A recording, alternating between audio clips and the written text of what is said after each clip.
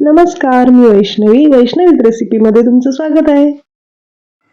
तर इथं मी चीक घेतलेला आहे. हा गाईचा चीक आहे. 1 लिटर चीक आहे. त्यासाठी मी गाईचंच पाव लिटर दूध घेतलेलं आहे. आणि गाईचा चीक थोडा पातळ असतो, त्यामुळे त्याच्या हिशोबाने मी फक्त पाव लिटर दूध घेतलं आहे. जर तुम्ही म्हैशीच्या दुधाचं बनवणार असाल खरवस, म्हैशीचा चीक असेल, तर तो किती घट्ट आहे त्याच्यानुसार तुम्ही दूध घेऊ शकताय. कारण चिकाच्या दाटसरपणावर आपण ठरवायचं की दूध त्याच्यात किती ॲड करायचं. खूप घट्ट जर चिक असेल तर चिकाच्या दुपटीने दूध ॲड करतात, दूध घालतात चिकामध्ये खरवस बनवताना. पण चिक जर पातळ असेल तर मग कमी दूध वापरायला लागतं.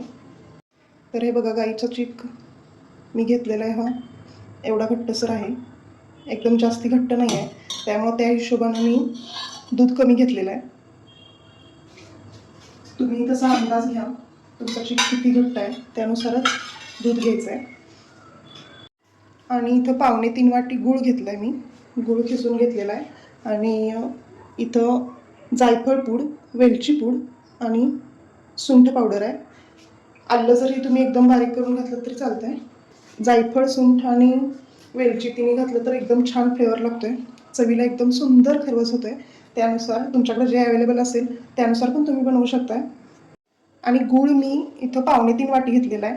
हे लक्षात ठेवायचं की चीक आणि दूध हे दोन्ही मिळून जेवढं होईल त्याचा 3रा भाग गूळ घ्यायचा आहे. म्हणजे हे दोन्ही मिळून जर 3 वाटी असेल तर 1 वाटी गूळ घ्यायचा आहे. 6 वाटी असेल तर 2 वाटी गूळ घ्यायचा आहे. त्या हिशोबाने तुम्ही गूळ घ्या. तुमचा चीक आणि दुधाचं प्रमाण किती होईल त्या हिशोबाने गूळ घ्या. तुम्हाला गोड जास्त आवडत असेल तर तुम्ही गोडाचं प्रमाण वाढवू शकताय किंवा कमीही करू शकताय तुमच्या आवडीनुसार. पण या प्रमाणात जर तुम्ही बनवलात खरवस तर तुमचा खरवस अजिबात बिघडणार नाही. एकदम छान, एकदम सुंदर, चवीला पण एकदम छान होईल. एकदा नक्की बनवून बघा. तर आता आपण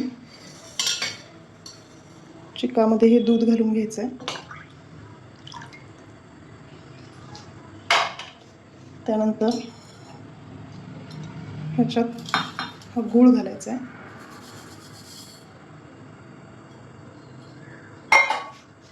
आणि गूळ पूर्ण विरघळेपर्यंत हे हलवत राहायचं आहे. पूर्ण गूळ विरघळून घ्यायचं आहे याच्यामध्ये. गुळाच्या गाठी नाही राहिल्या पाहिजे, पूर्ण गूळ व्यवस्थित विरघळला पाहिजे, तोपर्यंत तुम्ही विरघळून घ्या. आणि जोवर आपला गूळ दुधामध्ये विरघळतोय तोवर मी इथं पाणी ठेवलं आहे मोठ्या पातेल्यामध्ये गरम करायला. आणि त्यात एक स्टँड ठेवलं आहे. काही जण कुकरमध्ये पण बनवतात, पण पातेल्यात छान होतो कारण माझं दुधाचं प्रमाण पण जास्त आहे, त्यानुसार मी मोठं पातेलं घेतलेलं आहे. अगदी गावाकडच्या पद्धतीवर पातेल्यामध्ये शिजवायचं आहे. गूळ विरघळेपर्यंत तुमचं पाणी पण गरम होऊन जाईल.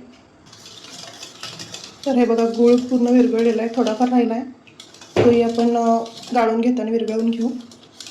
गूळ विरघळल्यानंतर बघा दुधाचा कलर बदलला आहे. आणि साखरेपेक्षा दूध घालून बनवलेला खरवस चवीला एकदम उत्कृष्ट लागतो. तर आता हे आपण गाळून घ्यायचं आहे, कारण गुळात जर काही कचरा असेल तर तो निघून जातो. त्यासाठी इथं मी पातेलं घेतलेलं आहे ज्यात आपल्याला खरवस बनवायचं आहे आणि गाळून घेतलेले आहे. आणि आपण असं हे दूध गाळून घ्यायचं आहे. आणि जो थोडाफार गुळ राहतो तो आपण असं गाळांवर घेऊन प्रेस करायचं आहे आणि गाळून घ्यायचं आहे. तो पण विरघळून निघून जाईल खाली. आणि शेवटी काही कचरा असेल तो फक्त चाळणीमध्ये उरेल. त्याच्यात थोडासा गुळ राहिला, तो पण मी व्यवस्थित काढून घेते.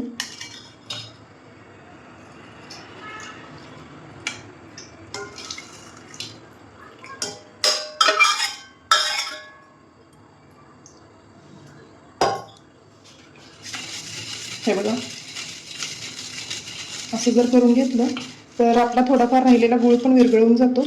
आणि हा असा काही कचरा असेल, हे बघा इथं, हा असा काही कचरा असेल तर तो निघून जातो. तर हे आपलं खरवसाचं मिश्रण तयार आहे. यात फक्त आता फ्लेवरसाठी आपण ही वेलची पूड, जायफळ पूड आणि सुंठ पूड घालायची आणि अशी छान मिक्स करून घ्यायची.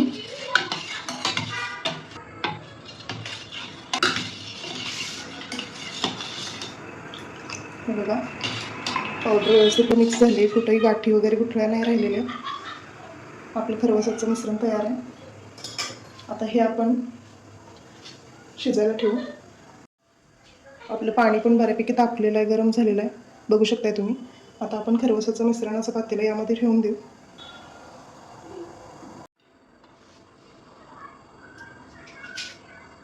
तर तुम्ही बघू शकताय आपण पातेलं ठेवलेलं आहे मोठ्या पातेल्यामध्ये. आता त्यावर झाकून घ्यायचं आहे आणि झाकून घेताना खरवसाचं जे मिश्रण आहे त्याच्यावर पण एक वेळणी आपल्याला झाकायची आहे आणि त्यानंतर या पातेल्यावर पण झाकायची. आणि हा खरवस अर्ध्या तासापर्यंत शिजवून घ्यायचा आहे. अर्ध्या तासानंतर सुरी घालून चेक करून बघायचं आहे शिजलाय की नाही. आणि जर शिजला नसेल व्यवस्थित तर अजून थोडा वेळ ठेवून द्यायचा. तर आपण आता अर्ध्या तासानंतर बघू. चला, अर्धा तास झालेला आहे. आता आपण चेक करून बघू.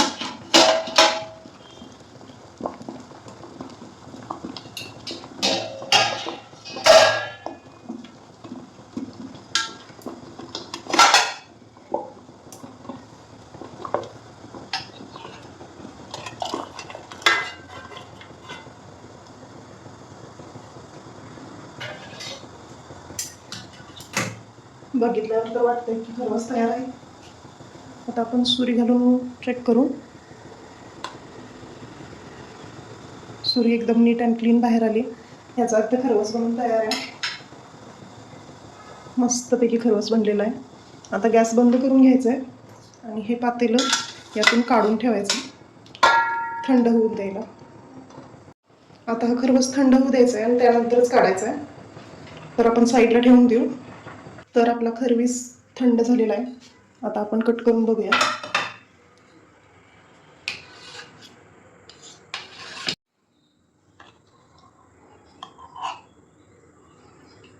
तर हे बघा, मस्तपैकी आपला खरवस तयार आहे. छान असं एकदम सॉफ्ट पुडिंगसारखा आपला खरवस बनवून तयार आहे.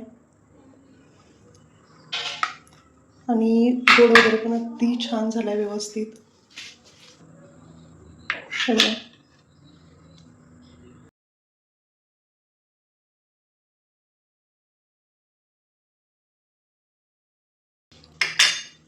गोडला एकदम परफेक्ट आहे. तुम्ही पण असा खरवस ट्राय करा नक्की. तुम्ही कसा खरवस बनवताय, गूळ घालून की साखर घालून, तेही कमेंट्समध्ये सांगा. आणि तुमच्याकडे याला काय म्हणतात खरवसला तेही सांगा. तर चला, भेटूया परत अशाच एका नवीन रेसिपी सोबत. बाय.